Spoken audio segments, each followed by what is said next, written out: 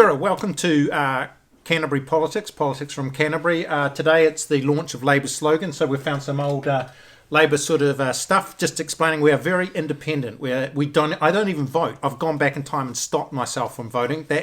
We're more independent than the... Non-aligned. We're non-aligned. But if you pay us money, we could be aligned. We're all history graduates. Liam, history graduate. Jared, history graduate. Myself, history graduate. We'll start off quickly. We're going to focus group. I'm in it for you, in it for you. We're focus grouping Christopher Hipkins' Labour's slogan. Liam. What's in a slogan? Not much is the answer. There's no such thing as a good slogan in my view. They're all pretty vanilla. I mean, the whole point of a slogan is you take a sentiment that you know exists about your leader and you plaster it on a billboard and you hope that it resonates with people.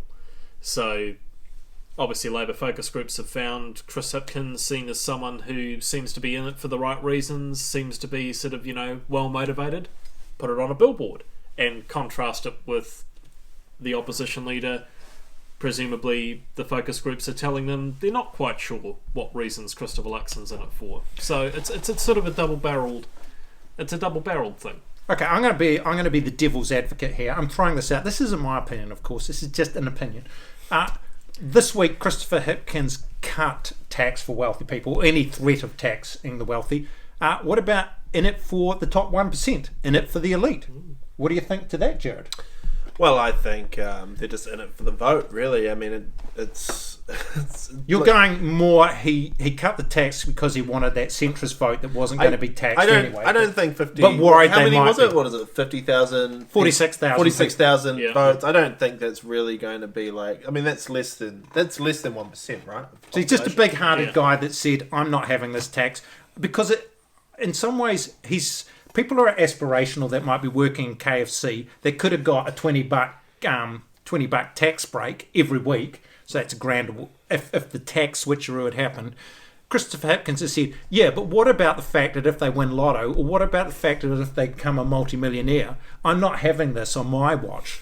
I'm just going to take away the $20, make certain they work hard, do an extra double shift, and eventually get the $5 million. Well, there was that family in Maryvale last week, didn't they win the big... Yeah, they won a lottery. Yeah, They could have been... This would affect them now, would it not? It would. Yeah, so... If it didn't already, given they live in Maryvale. So anyway, I don't want to talk about the slogan for too much longer, but let's just go through. So I think... Slogans don't win campaigns. No, it was let's do this, let's keep moving, and now it's more, let's not do this. So that could have been the other slogan. Might have been focus grouping. Let's not do this in regard to tax cuts. Let's not do this. Let's stop moving. I honestly thought they might go for an old back to basics slogan. Quite literally, having the slogan back to basics, because that seems to have been the theme since the beginning of Chris Hipkins' prime ministership earlier this year. There seems to be a really strong sort of, let's get back to brass tacks sort of... It's bread and movement. butter. Oh, so they've gone off. You're trying to say they've Yeah. gone off the reservation a little bit. I'm just saying that Chris Hipkins and his bread and butter and his sausage rolls, it's sort of 1950s style. But also, what about the gluten intolerant? And what about those that have got some allergies? Anyway, let's move on to something else. Let's actually look at the taxes. Let's look at the taxes. Christopher Hipkins said there was no mandate to bring in taxes. So I'm going to say, if there's no mandate to bring in taxes, what is there a mandate for? And who actually, here's an interesting thing. Who actually stopped it? I know it was a captain's call by Chris Hipkins. Did it go to Cabinet? Does anyone know, did it go to caucus? Was there a vote on it? Well, it certainly would have gone to Cabinet at some stage because there was the possibility of introducing a wealth tax being investigated around the time the budget was being put together. Apparently work had been done on this since late last year, so before Chris Hipkins actually took over. But he's the one that scotched it, I think, 2 months or a month before the budget, so earlier this year. There would have been cabinet discussion undoubtedly about it, but when you're the Prime Minister, the perk of the job is if you make a captain's call, you make a captain's call. People can grumble about it, people can walk off the pitch, but when you make a decision, you make a decision. Or people can, as Grant Robertson, be a team player and say, well, I disagree with it, but I'm sticking with the team. I just want one more thing.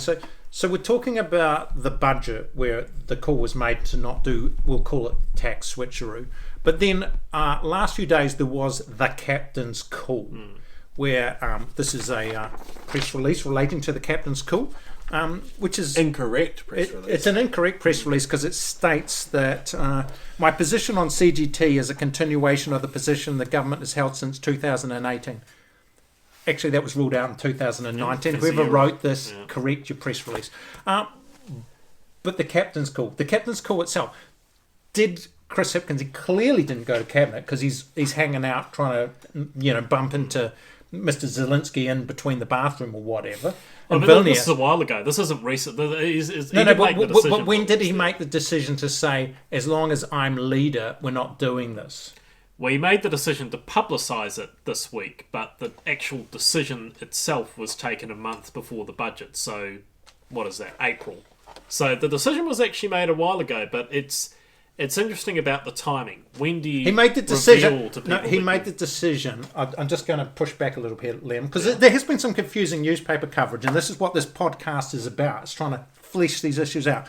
He made the decision to stop the budget, or cabinet, or whoever made the decision to stop the tax switcheroo in the budget. What I'm asking is, how many people were consulted for Chris Hipkins going? Because then the Greens, right? So there's the budget, they stopped that. Then there's the Green Party comes out with a wealth tax, right? Very similar thing to what was looked at in the budget. I'm asking, how many people were consulted about the captain's call to say, hey, this is not happening under my watch. It's basically not happening for the next generation, as Bernie Hickey would say. How many people were consulted about that? I think they might have been given a heads up, but I don't know if you call that a consultation. There would have been discussion about it, pros and cons.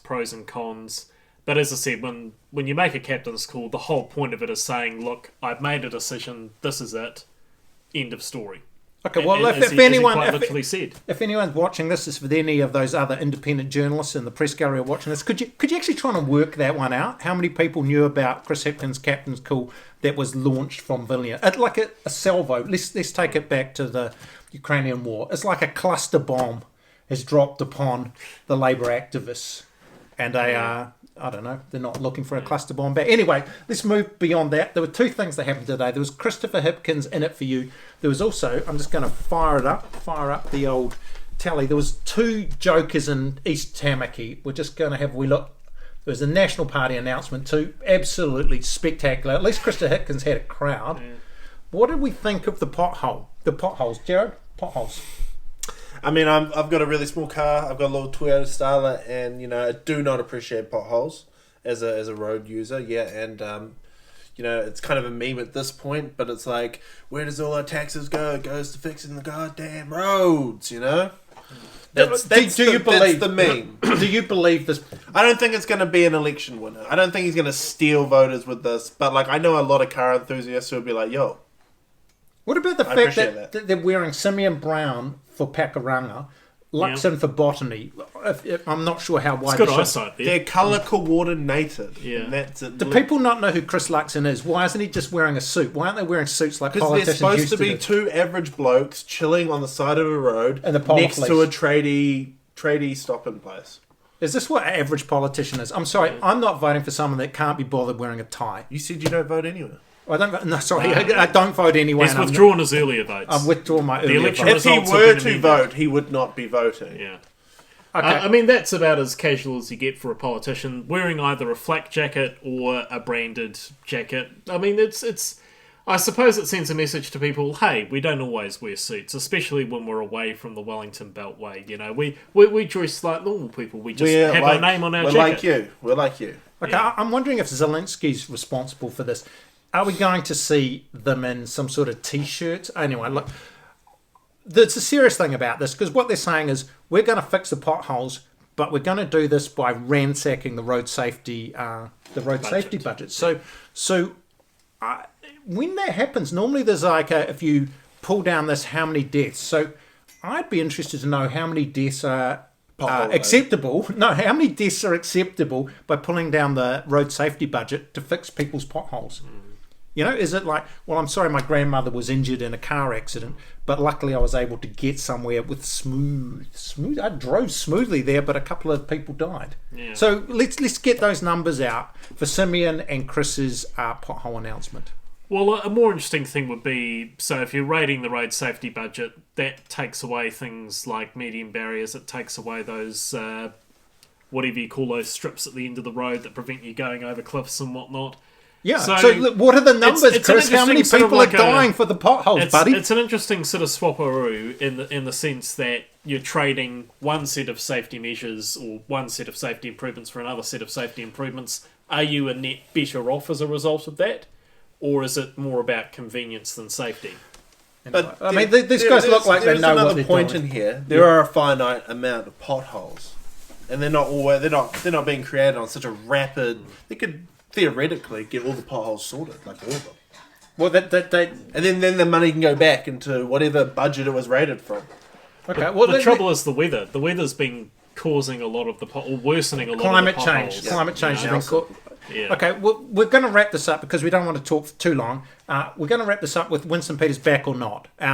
So I go, Liam, Winston Peters back or not? I'm gonna About 5%. Yeah, I'm gonna stick my neck out and say no. He ain't gonna win an electorate, and I just think David Seymour's stolen too many of his voters. I don't think he's getting them back. Okay, Jared? Well, I do agree that David Seymour has probably stolen a bit of his voters, but he has been in the business for a long time. He's named after a pretty audacious politician from the 1940s, and the man is known to ride popular waves. So I think he could actually steal it back. I think he's got the knowledge, the know-how, the skills, and he can do it. Okay, I'm 100% saying Winston Peters is back. And I looked at the parliamentary donations. Winston Peters is coming and I think it goes National Act, then New Zealand First. Oh. And then the Greens. And I think Labour might be about fifth at the moment. Do they still have the New Zealand First Foundation? Is that where all the donation? What happened was a noted environmentalist died and left his fortune to New Zealand First. So they've got at least a half sense a of million. humour. Yeah, they're launching next week. I'm 100% saying Winston Peters is back. And I'd just like to say today there was a bit of a hit job on Winston Peters by Stuff in the Star Times. The hit job was 5 pages and it was a lead story. So Winston 5 Peters pages of free publicity. 5 pages of free publicity. Free So publicity is good. all publicity is good publicity. And with that, Cura from deepest, darkest island. And and if Jerry Brownlee, if you're watching this, we'll put your face up there. We'll put a Brownlee up. We'll put a John Key up. We'll put a retro poster up if we can forget them. I don't know if all of them can fit up there, but we'll try. Raf Manji, we'll put a Raf Manji up. We're politically neutral.